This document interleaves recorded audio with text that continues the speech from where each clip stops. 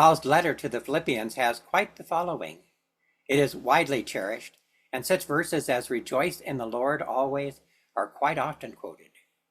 Usually, this is seen as a call to the faithful to always be happy, no matter the circumstances. But I have always had trouble with that idea. For one thing, it is unrealistic. We will face hardship and we will face difficulty in life sometimes, and yet this verse seems to suggest that we should still be happy anyway. Welcome to the real world, Pollyanna. In the real world, we don't get to be happy all the time. Not all of you are going to get the cultural reference there. In 1960, there was a popular film made called Pollyanna. It was based upon a novel with the same name by Elizabeth H. Porter that was published in 1913. The word Pollyanna soon came to mean anyone who was cheerfully optimistic all the time. The word itself was added to the dictionary to mean someone who is, quote, characterized by irrepressible optimism and a tendency to find good in everything. And that in turn created a new adjective, Pollyanna-ish, to describe someone who is unrealistically or excessively positive. Is that really a bad trait to have? Probably not. After all, staying hopeful helps people to endure suffering. But always being Pollyanna-ish can also become quite annoying to some people. Sometimes people just want permission to feel what they feel when they are sad or distressed. No doubt, Paul had some moments too when he was unhappy. And yet he wrote in a letter that he sent from prison, "Rejoice in the Lord always." Assuming that he hadn't lost his mind, how could he possibly say that? Well, it turns out that joy is not the same thing as happiness. Happiness depends on circumstances. Joy flows from God's presence. After all, he did not just say, rejoice. He said, rejoice in the Lord. In 2 Corinthians chapter 6, he also talked about being sorrowful, yet always rejoicing, poor, yet making many rich, having nothing and yet possessing everything. So Paul feels sorrowful sometimes, but he is also able to rejoice in the Lord all the time. I tell you, now is the time of God's favor, he wrote. Now is the day of salvation. He was not always optimistic about what was going to happen, but he knew that the love of God never fails. It was this faith in the love of God that enabled him to rejoice always. Faith may also be the key to unlocking the peace of God within us. Do not be anxious about anything, he said, but in every situation, by prayer and petition, with thanksgiving, present your requests to God.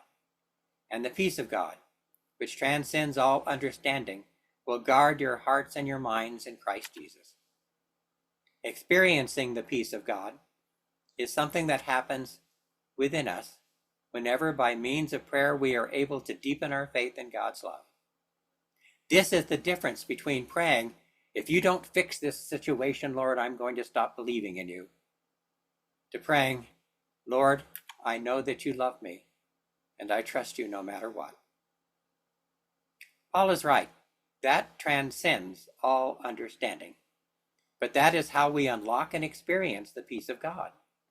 For almost the same reason, Paul also gave them this advice. Finally, brothers and sisters, whatever is true, whatever is noble, whatever is right, whatever is pure, whatever is lovely, whatever is admirable, if anything is excellent or praiseworthy, think about such things. Whatever you have learned or received or heard from me or seen in me, put into practice, and the God of peace will be with you. I say almost because there are some subtle differences here between the first part and the second part. The first part addresses our fears and exhorts us not to be anxious about anything. Instead, we are to strengthen our faith in God's love through prayer so that the peace of God can guard our hearts. The segue then is how this can also guard our minds. The second part of this passage exhorts us to have good thoughts and to think about things that are true and noble and right and pure and lovely. And so here we are back to Pollyanna. One of the ways that Pollyanna stayed so cheerful and optimistic was by means of something she called the glad game. This was a philosophy and a trick of life that was taught to her by her father, who was a preacher. It involved finding something to be glad about in every situation, no matter how bad it was. The glad game really isn't about denying negative feelings. It's about consciously shifting one's perspective to find the silver lining in everything. When Pollyanna was punished with just bread and milk for dinner, she was glad because she had at least something to eat. When she was confined to her room, she was glad that she had a high window with such a beautiful view. And later on in the story, when she was injured and lost the use of her legs, she eventually found a reason to be glad that she had legs to begin with. The glad game was something she shared with others around her, and it had a profound impact upon their lives. Today, of course, we have psychology. 100 years after the story of Pollyanna was originally published, psychologists began to realize that those who practiced gratitude experienced a multitude of benefits, including improved sleep, greater happiness and less depression, better social relationships, and greater overall life satisfaction. In fact, one study showed that the effect of gratitude was above and beyond anything that psychotherapy alone could ever accomplish. Basically, practicing gratitude can change your brain and allow you to experience the world in a more rewarding way. So it turns out that Pollyanna was right, and so was Paul. If we want a peaceful heart, then we need to cultivate an unconquerable faith in God's love for us.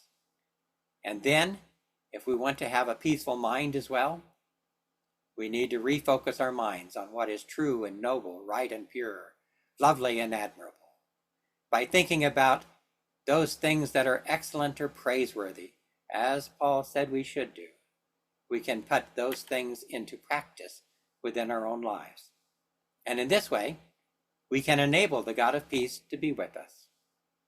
Maybe that is why the very last words that John Wesley said from his deathbed were, "And the best of all, God is with us." What we want is the peace of God to chase away our anxiety. What we really need is the God of peace in our lives. There are two ands here that join both heart and mind. And the peace of God, which transcends all understanding, will guard your hearts and your minds in Christ Jesus. And the God of peace will be with you. Here we are, celebrating Thanksgiving again later this week. Sometimes during this season, we take time and go around the circle and invite people to share something that they are grateful for. That is not very far removed from the glad game, which invites us to look for the silver lining within the cloud that may still be hanging over us. But it requires doing that in fellowship with others. In the movie, Pollyanna falls from a tree and injures her spine, leaving her unable to walk. This almost breaks even her spirit. She begins to question the glad game her father had taught her, and she falls into deep despair. But the townspeople, many of whom had previously scoffed at Pollyanna's relentless positivity, now rally around her in her hour of need. They visit her, they express their gratitude for her, and they show her just how deeply her life has changed their lives.